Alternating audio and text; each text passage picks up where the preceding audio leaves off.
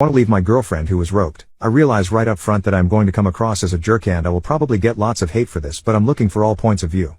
Also, this is going to be very long because I just don't know what to leave out and honestly I need to vent some. Here is the story. A year ago, actually a year and a month ago, my girlfriend was roped as she was leaving work. Thankfully she was not unalived, however her attacker did threaten her with a weapon. Fortunately the store she works at had cameras in the parking lot, and between them getting video of the attack and the bank across the street getting the attacker's car on camera, the police were able to catch him within a day.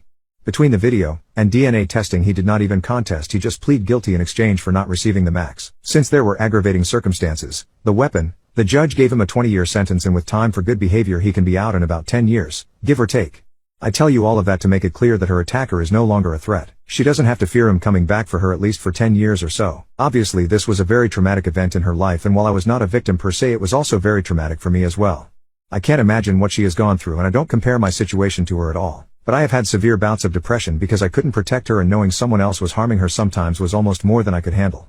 Right after the incident she did not want to see me. I get that. It hurt, but I understood. Her parents picked her up from the hospital and I did not see or hear from her for a week, which I sort of get, but I think I could have gotten a text or something just saying she was okay.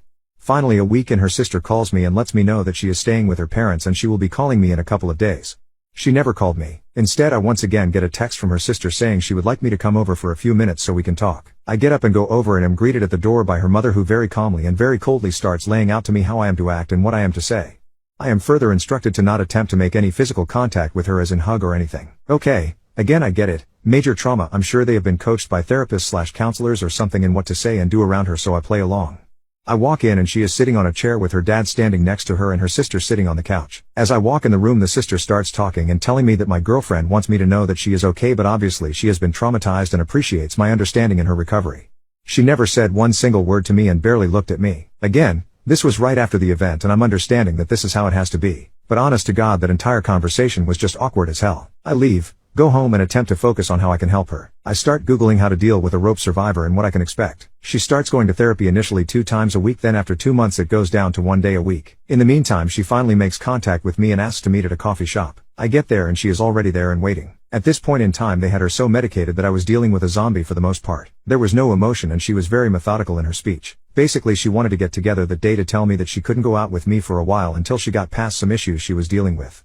Of course I told her I understood. This was almost a month after the attack and this was our first conversation by ourselves, so I was already living under this assumption. I told her I would be there for her and that whatever she needed, whether that be space or a shoulder to cry on or anything, I was there for her. I started to tell her that I loved her and she stopped me. She told me that right now she didn't want to hear that and that I had to respect her wishes. I was once again a little hurt and frankly surprised, but I said whatever she wanted. She starts texting me the next day. Little things.